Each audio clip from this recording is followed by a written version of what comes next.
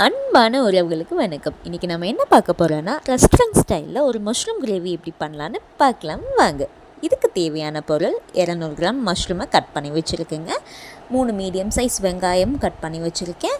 4 medium size தக்காளி, 1 table spoon கொத்தமல்லி தூள், 1 டேபிள் ஸ்பூன் மிளகாய்த்தூள், ஒரு 6 பல்லு பூண்டு, ஒரு சின்ன துண்டு இஞ்சி, 2 டீஸ்பூன் ஃப்ரெஷ் க்ரீம் எடுத்து வச்சுருக்கேங்க. இந்த டிஷ்க்கு தேவையான உப்பு, 4 டேபிள் ஸ்பூன் ஆயில், கொஞ்சோண்டு மஞ்சத்தூள், காஞ்ச வெந்தய இலை அதாவது கசூரி மேத்தி எடுத்து வச்சுருக்கேங்க.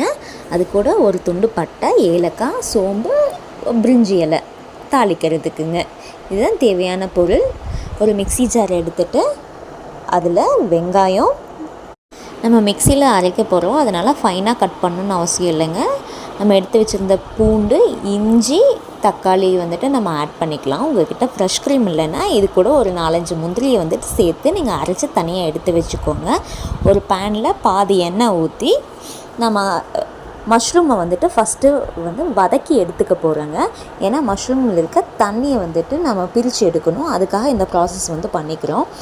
இந்த ஸ்டேஜ்லேயே நீங்கள் உப்பை ஆட் பண்ணி ஹை ஃப்ளேமில் வச்சு நீங்கள் குக் பண்ணும்போது மஷ்ரூமில் இருக்க தண்ணியெல்லாம் சீக்கிரமாக பிரிஞ்சு வதக்கும்போது அந்த தண்ணியெல்லாம் வற்றிடும். ஸோ அந்த ஸ்டேஜ் வர வரையில் நம்ம வதக்கணுங்க. ஹை ஃப்ளேமில் வைக்கும்போது சீக்கிரமாக அந்த தண்ணி பிரிஞ்சு வந்துடுங்க. பார்த்திங்கன்னா தண்ணி விட ஆரம்பிச்சிருச்சு மஷ்ரூம். அதுக்கப்புறம் மஷ்ரூம்லேருந்து தண்ணி ஃபுல்லாக ட்ரை ஆகி ஆயில் பிரிஞ்சு வருங்க. இதுதான் கரெக்டான ஸ்டேஜு.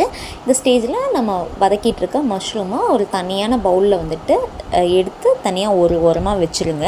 அதுக்கப்புறம் அதே பேனில் மீதி இருக்க எண்ணெய் ஊற்றி நம்ம எடுத்து வச்சுருந்தோம் இல்லைங்களா, ஏலக்காய், சோம்பு இதெல்லாம் உள்ளே போட்டு சோம்பு பொரியிற வரையிலும் மீடியம் ஃப்ளேமில் வச்சுட்டு ஒரு கிளறி கொடுங்க.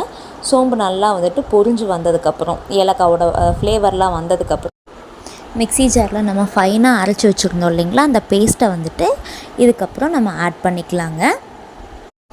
இதுக்கப்புறம் அடுப்பை மீடியம் ஃப்ளேம்லேயே வச்சுட்டு நீங்கள் குக் பண்ணணும். ஸோ நல்லா ஆயிலில் நல்லா வதக்குங்க. ஒரு வாட்டி மட்டும் இந்த மாதிரி கிரேவி ட்ரை பண்ணி பாருங்கள். கண்டிப்பாக உங்கள் வீட்டில் இருக்கிற எல்லாத்துக்குமே பிடிக்கும்.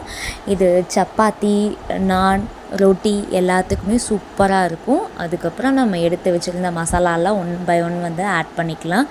மஞ்சத்தூள், மிளகாத்தூள், கொத்தமல்லி, இந்த டிஷ்க்கு தேவையான உப்பு இது எல்லாமே ஒட்டுக்கா நம்ம ஆட் பண்ணிக்கலாங்க.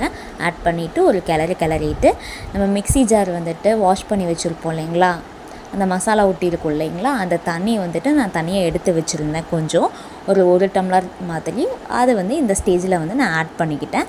ஆட் பண்ணி ஒரு கிளறிட்டு இந்த ஸ்டேஜ்லேயே நீங்கள் உப்பு, காரம் இதெல்லாம் செக் பண்ணிக்கோங்க. வேணுங்கும்போது நீங்கள் ஆட் பண்ணிக்கோங்க. ஒரு மூடி போட்டு நல்லா மூடி வச்சுட்டு ஒரு 10 நிமிஷம் மீடியம் ஃப்ளேம்லேயே இந்த மசாலா குக் ஆகணுங்க. அப்போ தான் சூப்பராக இருக்கும். இப்போ மசாலா ஆல்மோஸ்ட் குக் ஆயிடுச்சுங்க. சைடில் எண்ணெயெல்லாம் பிரிஞ்சு வர ஆரம்பிச்சிருச்சு. இந்த ஸ்டேஜில் நம்ம வதக்கி வச்சுருந்த மஷ்ரூமை நான் ஆட் பண்ணிக்கிறேங்க. ஆட் பண்ணி நல்லா அந்த மசாலாவோட கிளறி விடுங்க. அதுக்கப்புறம் ஒரு மூடி வச்சு மீடியம் ஃப்ளேமில் ஒரு 5 நிமிஷம் குக் பண்ணிங்க அப்படின்னா அந்த மஷ்ரூமில் மசாலாவோட ஃப்ளேவர்லாம் இறங்கி சூப்பராக ரெடி ஆகிடும். அதுக்கப்புறம் நம்ம ஆல்ரெடி எடுத்து வச்சுருந்தோம் இல்லைங்களா, அந்த ஃப்ரெஷ் க்ரீமை இந்த ஸ்டேஜில் ஆட் பண்ணணும். ஃப்ரெஷ் க்ரீம் ஆட் பண்ணிவிட்டு நம்ம கசூரி மேத்தி எடுத்து வச்சுருந்தோம் இல்லைங்களா, அது கையில் கசக்கி நல்லா இந்த ஸ்டேஜில் நான் ஆட் பண்ணிக்கிறேங்க. ஆட் பண்ணி நல்லா கிளறுங்க. அவ்வளோதாங்க, restaurant style mushroom gravy ready ஆயிடுச்சுங்க. மஷ்ரூம் வாங்கினா கண்டிப்பாக இந்த மாதிரி ஒரு வாட்டி ட்ரை பண்ணி பாருங்கள். இந்த வீடியோ பிடிச்சிருந்தால் லைக் பண்ணுங்கள், ஷேர் பண்ணுங்கள், மறக்காமல் நம்மளோட சேனலை சப்ஸ்கிரைப் பண்ணுங்கள்.